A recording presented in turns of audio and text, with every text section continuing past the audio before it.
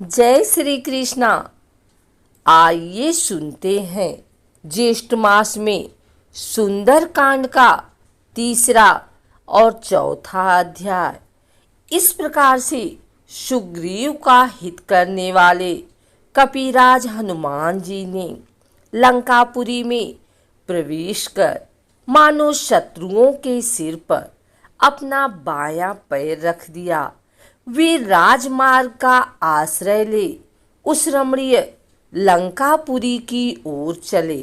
वहां पर स्वर्ण निर्मित विशाल भवनों में दीपक जगमगा रहे थे। कहीं नृत्य हो रहा था और कहीं सुरा पीकर मस्त हुए राक्षस अनर्गल प्रलाप कर रहे थे। हनुमान जी ने देखा कि बहुत से राक्षस मंत्रों का जाप करते हुए स्वाध्याय में तत्पर थे। कोई जटा बढ़ाए तो कोई मूड़ मुड़ाए। रावण के अनेक गुप्तचर भी उन्हें दृष्टिगत हुए। हनुमान जी ने नगर के सब भवनों तथा एकांत स्थानों को छान डाला, परंतु कहीं सीता दिखाई नहीं दी। अंत में उन्होंने सब ओर से निराश होकर रावण के उस राजप्रसाद में प्रवेश किया जिसमें लंका के मंत्री, सचिव एवं प्रमुख सभासद निवास करते थे। उन सब का भली भांति निरीक्षण करने के पश्चात वे रावण के अत्यंत प्रिय बृहत्शाला की ओर चले। वहां की सीढ़ियां रत्न जटित थी। स्वर्ण निर्मित वातायन दीपों के प्रकाश से जगमगा रही थी। स्थान स्थान पर हाथी दांत का काम किया हुआ था। छतें और स्तंभ मणियों तथा रत्नों से जड़े हुए थे। इंद्र के भवन से भी अधिक सुसज्जित इस भव्यशाला को देखकर हनुमान चकित रह गए। उन्होंने एक ओर स्फटिक की सुंदर पलंग पर रावण को मदिरा के मद में पड़े देखा, जो कि अनित सुंदरियों से घिरे हुए था। उसके नेत्र अर्धनिमीलित हो रहे थे। अनेक रमणियों के वस्त्राभूषण अस्त व्यस्त हो रहे थे और वे सुरा के प्रभाव से अछूती भी नहीं थी। वहां भी सीता को न पाकर पवनसुत बाहर निकल आए।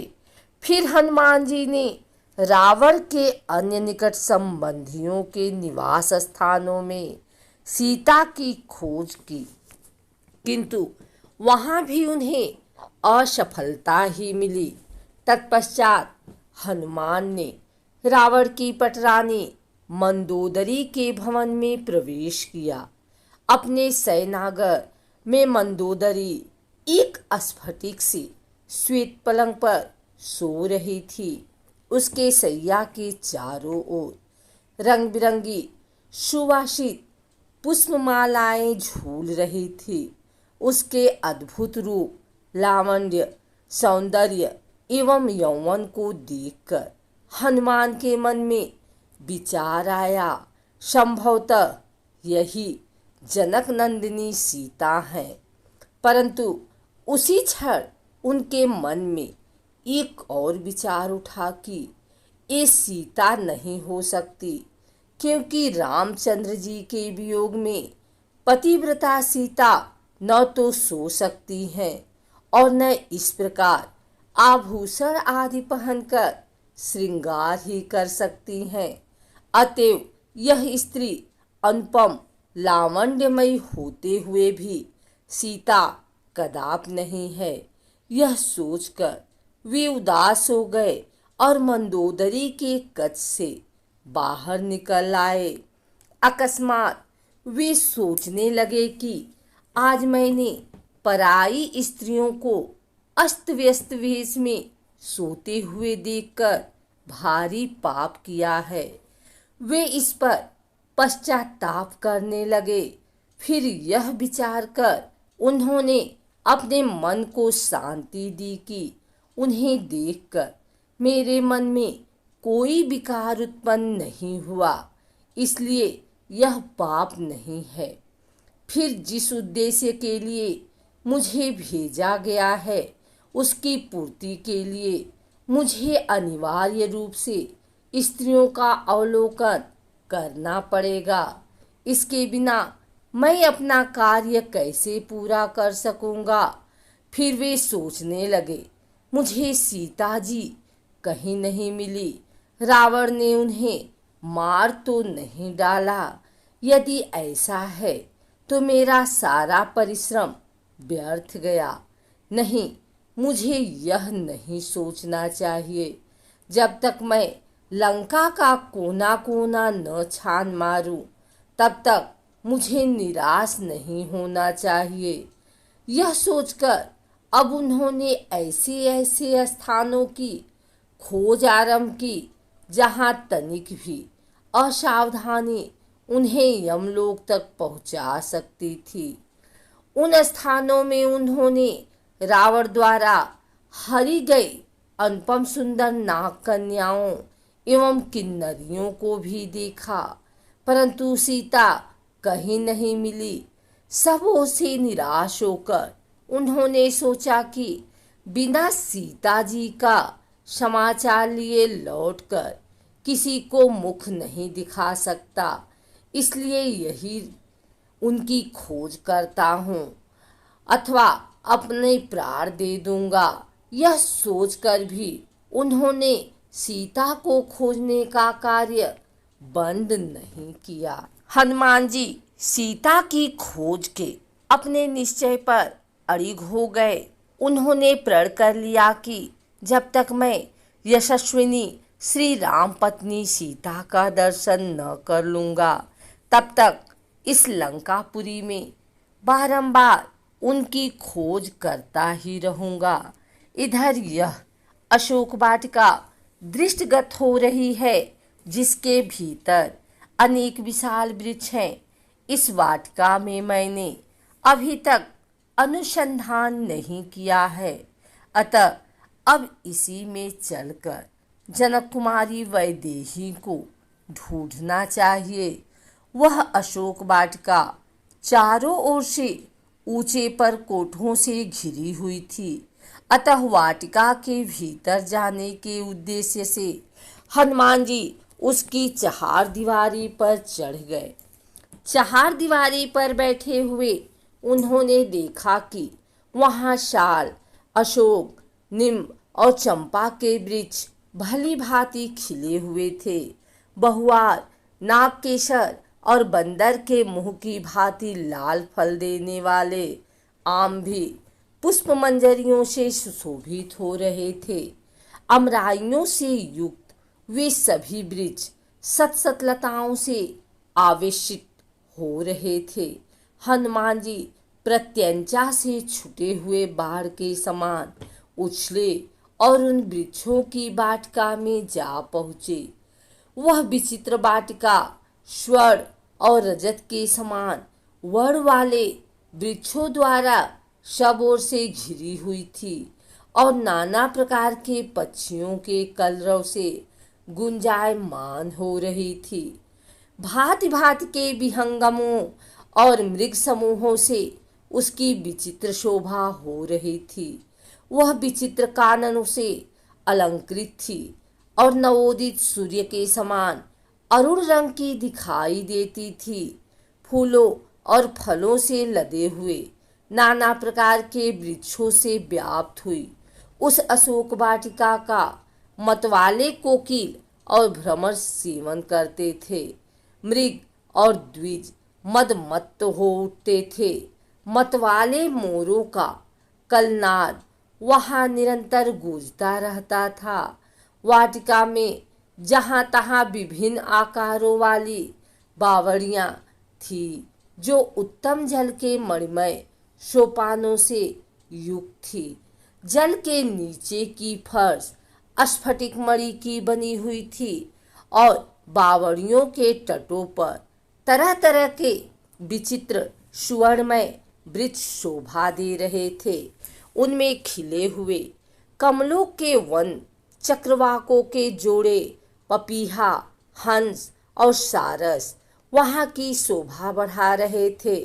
उस अशोक वाटिका में विश्वकर्मा के बनाए हुए बड़े बड़े महल और कृत्रिम कानन सब ओर से उसकी शोभा बढ़ा रहे थे। तदंतर महाकपि हनुमान ने एक सुवर्णमयी शीशमपा वृक्ष देखा जो बहुत से लता वितानों और अगणित पत्तों से व्याप्त था तथा सब ओर से स्वर्णमयी वेदिकाओं से घिरा था। महान वेगशाली हनुमान जी उस अशोक वृक्ष पर यह सोचकर चढ़ गए कि यहीं से श्री रामचंद्र जी के दर्शन के लिए उत्सुक हुई विदेह नंदिनी सीता को देखूंगा, जो दुख से आतुर हो इच्छा अनुसार इधर उधर आती होंगी। यह प्रातः काल की संध्योपासना का समय है और संध्याकालिक उपासना के लिए वैदेही अवश्य ही यहाँ पर पधारेंगी। ऐसा सोचते हुए महात्मा हनुमान जी ने नरेंद्र पत्नी सीता के शुभागमन की प्रतीक्षा में तत्पर हो उस अशोक वृक्ष पर छिपे रहकर उस संपूर्ण वन पर दृष्टिपात करते रहे। उस अशोक वाटिका में वानर शिरोमणि हनुमान ने थोड़ी ही दूर पर एक गोलाकार ऊंचा 1000 खंभों वाला गोलाकार प्रसाद देखा, जो कैलाश पर्वत के समान श्वेत वर्ण का था। उसमें मूंगे की सीढ़ियां बनी थी तथा तपाए हुए सोने की बेनियां बनाई गई थी। उनकी दृष्टि वहां एक सुंदर स्त्री पर पड़ी जो मलिन वस्त्र धारण किए राक्षसियों से घिरी हुई बैठी थी। अलंकार शून्य होने के कारण वह कमलों से रहित पुष्करणी के समान श्रीहीन दिखाई देती थी। वह शोक से पीड़ित, दुख से संतप्त और सर्वथा छीड़काय हो रही थी। उपवास से दुर्बल हुई उस दुखिया नारी के मुंह पर आंसुओं की धारा बह रही थी। वह शोक और चिंता में मग्न हो दीन दशा में पड़ी हुई थी। वह निरंतर दुख में ही डूबी रहती थी। काली नागिन के समान कटी से नीचे तक लटकी हुई एकमात्र काली बेड़ी द्वारा उपलक्षित होने वाली वह नारी बादलों के हट जाने पर नीली वन श्रेणी से घिरी हुई पृथ्वी के समान प्रतीत होती थी। हनुमान जी ने अनुमान किया कि हो न हो यही सीता है। इन्हीं के वियोग में दशरथ नंदन राम व्याकुल हो रहे हैं। यह तपस्विनी है, उनके हृदय में अक्षुण रूप से निवास करती हैं। इन्हीं सीता को पुनः प्राप्त करने के लिए रामचंद्र जी ने बलि का वध करके सुग्रीव को उनका खोया हुआ राज्य दिलाया। इन्हीं को खोज पाने के लिए मैंने विशाल सागर को पार करके लंका के भवन अट्टालिकाओं की खाक छानी। इस अद्भुत सुंदरी को प्राप्त करने के लिए रघुनाथ जी सागर पर्वतों सहित यदि संपूर्ण धरातल को भी उलट दे तो भी कम है। ऐसी पतिपरायणा साध्वी देवी के सम्मुख 3 लोकों का राज्य और 14 भुवन की संपदा भी तुच्छ है।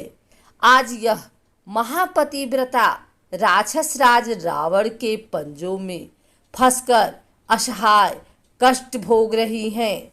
मुझे अब तक बात में तनिक भी संदेह नहीं है कि यह वही सीता है जो अपने देवता तुल्य पति के प्रेम के कारण अयोध्या के सुख वैभव का परित्याग करके रामचंद्र जी के साथ वन के कष्टों को हंस हंस कर झेलने के लिए चली आई थी और जिसे नाना प्रकार के दुखों को उठाकर भी कभी वन में आने का पश्चाताप नहीं हुआ। वही सीता आज इस राक्षसी घेरे में फंसकर अपने प्राणनाथ के वियोग में सुख दुख को काट रही हैं, किंतु उन्होंने अपने सतीत्व पर किसी प्रकार की आँच नहीं आने दिया, इसमें संदेह नहीं है। यदि इन्होंने रावण के कुत्सित प्रस्ताव को स्वीकार कर लिया होता तो आज इनकी यह दशा नहीं होती। राम के प्रति इनके मन में कितना अटल स्नेह है, यह इसी बात से सिद्ध होता है कि ये न तो अशोक वाटिका की सुरम्य शोभा को निहार रही हैं और न इन्हें घेर कर बैठी हुई निशाचरियों को उनकी एक तक दृष्टि पृथ्वी में राम की छवि को निहार रही है। सीता की यह दीन दशा देखकर भावुक पवन सुत के नेत्रों से अश्रुधारा प्रवाहित हो चली। वे सुध बुध भूल कर निरंतर आंसू बहाने लगे। कभी वे सीता जी की दीन दशा को देखते थे और कभी रामचंद्र जी के उदास दुखी मंडल का स्मरण करते थे। इसी विचारधारा में डूबते उतरते रात्रि का अवसान होने और प्राची की मुखमंडल उषा की लालिमा से सुशोभित होने लगी। तभी हनुमान को ध्यान आया कि रात्रि समाप्त प्राय हो रही है। वे चैतन्य होकर ऐसी युक्ति पर विचार करने लगे जिससे वे सीता से मिलकर उनसे वार्तालाप करके उन तक श्री रामचंद्र जी का संदेश पहुंचा सकें।